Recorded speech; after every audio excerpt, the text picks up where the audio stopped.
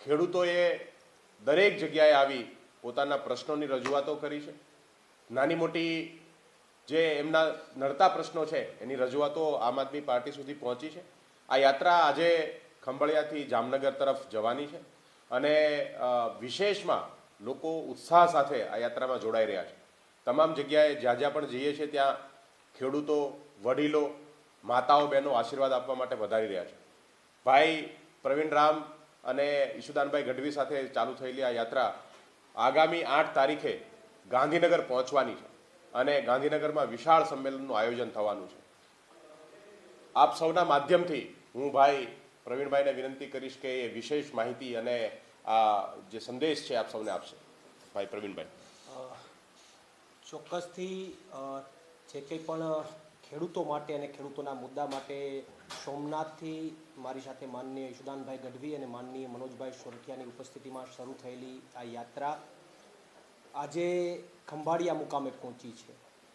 આ યાત્રા દરમિયાન જેમ મનોજભાઈએ કીધું એમ દરેક કાર્યક્રમની અંદર વિશાળ સંખ્યાની અંદર ખેડૂતો ઉપસ્થિત રહ્યા, ખેડૂતોના આશીર્વાદ મળ્યા, વડીલોના આશીર્વાદ મળ્યા અને સાથે સાથે સોમનાથથી શરૂ થયેલી આ યાત્રામાં સોમનાથ દાદાના પણ અમને ખૂબ આ યાત્રાની અંદર આશીર્વાદ મળ્યા છે. સોમનાથ જિલ્લામાંથી પોરબંદર જિલ્લાની અંદર આ યાત્રામાં જ્યારે પહોંચી ત્યારે પોરબંદર જિલ્લો એટલે જે આંદોલનના સત્યાગ્રહના જે આગ્રહી છે એવા મહાત્મા ગાંધીની જન્મભૂમિ, કર્મભૂમિ, તો મહાત્મા ગાંધીની કર્મભૂમિમાંથી જ્યારે પસાર થયા ત્યારે મને એવું લાગે છે કે આ યાત્રાને વધુ વેગ મળ્યો છે.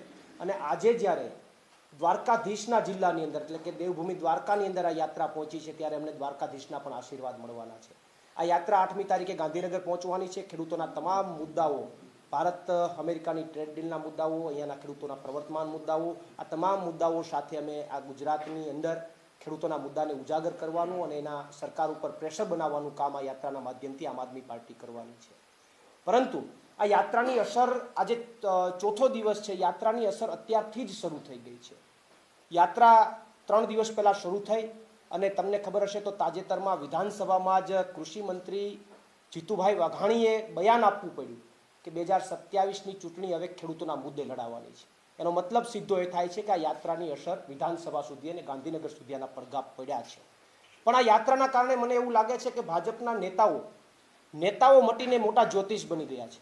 જીતુભાઈ વાઘાણીએ એવું બયાન આપ્યું કે હું ભવિષ્યવાણી કરું છું કે 2027ની ચૂંટણી ખેડૂતોના મુદ્દે લડાવવાની છે. પણ ત્યારે મારે જીતુભાઈ વાઘાણીને અને ભાજપની સરકારને પ્રશ્ન છે કે તમારે ચૂંટણી તો ખેડૂતોના મુદ્દે લડવી છે, નિરાકરણ કરવું નથી. એક બાજુ ખેડૂતને સમયસર ખાતર નથી મળતું અને બીજી બાજુ તમારે ચૂંટણી લડવી છે ખેડૂતોના મુદ્દે, બોલો કરો વાત.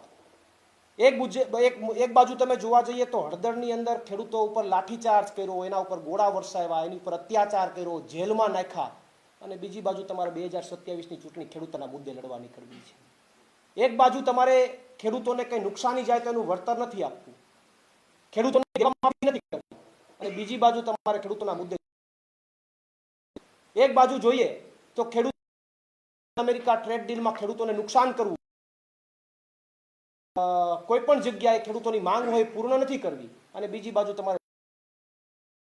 એક બાજુ જે કંપનીઓ છે એમને પોલીસ ભાડે આપી અને ખેડૂતોના ઊભા પાકને નુકસાન કરીને ત્યાં થાંભલા નાખી દેવા છે અને બીજી બાજુ તમારે ચૂંટણી લડવા નીકળવું છે ખેડૂતોના મુદ્દે. વાહ, તમને ધન્ય છે.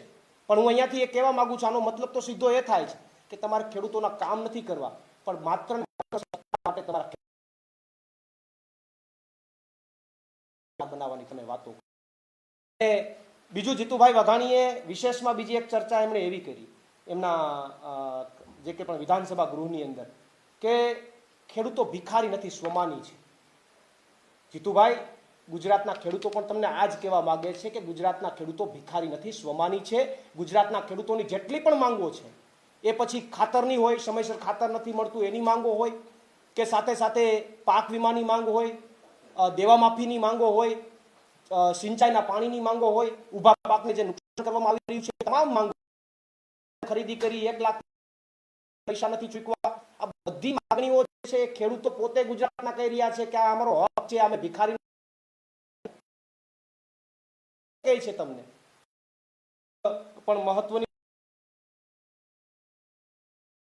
જીતુભાઈ વાઘાણીએ એવું કીધું કે 2027ની ચૂંટણી અમે ખેડૂતોના મુદ્દે લડવાના છીએ, એટલે વિપક્ષને ટોણો મારતા એણે એમ કીધું કે આવી જાઓ મેદાનમાં. તમારે ચૂંટણી ખેડૂતોના મુદ્દે લડવી છે તો વિપક્ષને તો તમે સાઈડમાં રાખો વાત. એનો મતલબ એ થાય છે કે તમે ગુજરાતના ચૂંટણી ખેડૂતોના મુદ્દે લડવી છે, આવી જાઓ મેદાનમાં. એનો મતલબ ગુજરાતના ખેડૂતોને કીધું છે કે તો મને એવું લાગે છે કે 2027ની ચૂંટણી હવે ભાજપ સરકાર અને ગુજરાતના ખેડૂતોની વચ્ચે લડાવવાની છે અને એમાં ગુજરાતના ખેડૂતો ચોક્કસથી જીતવાના છે એવો મને વિશ્વાસ છે. પ્રવીણભાઈ, સોમનાથથી જે આ યાત્રા નીકળેલી છે એના મુખ્ય મુદ્દાઓ કયા કયા રહ્યા છે? સોમનાથથી જે આ ખેડૂતો માટેની યાત્રાએ જે પ્રસ્થાન કર્યું છે એમની અંદર સૌથી મહત્વનો મુદ્દો તો જે ભારત અને અમેરિકા જે કંઈ ડીલ થઈ છે અને એમાં જે ખેડૂતલક્ષી પ્રોડક્ટની અંદર જે અહીંયાથી કોઈ માલ અમેરિકા જાય તો એનો 18% ટેરિફ અને ત્યાંથી અમેરિકાથી કોઈ પ્રોડક્ટ્સ અહીંયા આવે પશુપાલક કે ખેડૂતલક્ષી પ્રોડક્ટ્સ તો એના ઉપર 0% ટેરિફ. તો આ પરિસ્થિતિના કારણે આવનારા સમયમાં ગુજરાતના ખેડૂતની પરિસ્થિતિ ભયંકર થશે, એના ભાવ તળિયે જશે. આ પરિસ્થિતિને લઈને અને સાથે સાથે સમયસર બિયારણ નથી મળતું, સમયસર ખાતર નથી મળતું. ખાતર જ્યારે જોઈએ ત્યારે નથી મળતું. દારૂ જોતો હોય ત્યારે ગમે ત્યારે મળે ગુજરાતમાં દારૂબંધીમાં, પણ ખાતર ન મળે. તો ખાતરનો મુદ્દો છે, સિંચાઈના પાણીનો મુદ્દો છે, પાક વીમાની કોઈ આ વખતે બજેટમાં જોગવાઈ નથી કરવામાં આવી. સાથે સાથે દેવા માફીની માગણીઓ છે. જે કંઈ પણ ખેડૂતોને ઊભા પાકને નુકસાન કરીને ગમે એવા થાંભલાઓ ગમે ત્યાં કોઈ કંપની નાખી દઈ. આ તમામ મુદ્દાઓને લઈને આ યાત્રા સોમનાથથી હું મારી સાથે માનની ઈશુદાનભાઈ ગઢવી, માનની મનોજભાઈ સોરઠિયા, અમે તમામે સાથે મળીને આ ખેડૂતોની યાત્રાનું પ્રસ્થાન સોમનાથથી થયું છે. 8મી તારીખે ગાંધીનગર આનું સમાપન થશે. પ્રવીણભાઈ, જે રીતે ખેડૂતની રજૂઆત મળી છે તો આગામી દિવસોમાં ખેડૂતની રજૂઆતને સફળ બનાવવા માટે પાર્ટી કઈ રીતે લડશે? જુઓ, ખેડૂતોની રજૂઆતો યાત્રા દરમિયાન અમને જે કંઈ પણ ખેડૂતોની રજૂઆતો મળશે એને અમે સંગ્રહ કરી અને એ ખેડૂતોની રજૂઆત બાબતે આગામી દિવસોમાં જ્યારે ગાંધીનગર પ્રમાણની અરવિંદ કેજરીવાલજીની પણ હાજરી છે તો ત્યારે પણ અમે આ મુદ્દાઓને ઉજાગર કરવાનો પ્રયત્ન કરીશું. સરકારના જે તે વિભાગની અંદર આ તમામ રજૂઆતો જે છે એ અમારા લેવલથી મૂકી અને એનું સોલ્યુશન નિરાકરણ કરવા માટેના પ્રયત્નો કરીશું અને નિરાકરણ નહીં કરે તો આંદોલન પણ કરીશું. પણ હવે આ સરકાર આંદોલનમાં કે અહીંયા હવે આ સરકાર યાદ નથી. આને માગીએ તો જેલમાં નાખી દે છે. જેમ અમે માગ્યું તો હળદરમાં ખેડૂતોને 108 દિવસ જેલમાં નાખ્યા, મને પણ 108 દિવસ જેલમાં નાખ્યો. તો અહીંયા માગવાની એવા સરકાર પાસે કોઈ જગ્યા જ નથી. હવે તમે ખેડૂતો પાસે એક જ વાત લઈને નીકળ્યા છે કે પરિવર્તન લાવો અને ગુજરાતના ખેડૂતને બચાવો. જ્યારે રાજુભાઈ પાર્ટી છોડી ત્યારે પાર્ટી દ્વારા એક એવું સ્ટેટમેન્ટ આવતું હતું કે ભાજપના દબાણમાં આ બધું કાવતરું થઈ રહ્યું છે, પણ આગામી સમયમાં કોઈ આવો બીજો નેતા સાથે આવું ના બને તો એ માટે પાર્ટી કઈ રીતે રણનીતિ બનાવશે? જો પાર્ટીની રણનીતિ અને પાર્ટીનું કામ પ્રજાલક્ષી છે અને પ્રજાલક્ષી અને ખેડૂતલક્ષી પાર્ટી એનું કામ કરતી રહેવાની છે.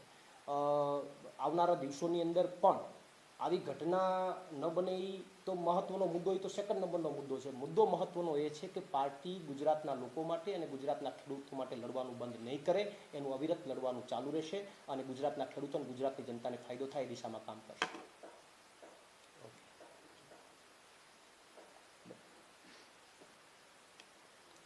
બાકી જે પેલા હા તો એમનું 1 to 1 કરવું હોય તો 1 to 1 કરી નાખો.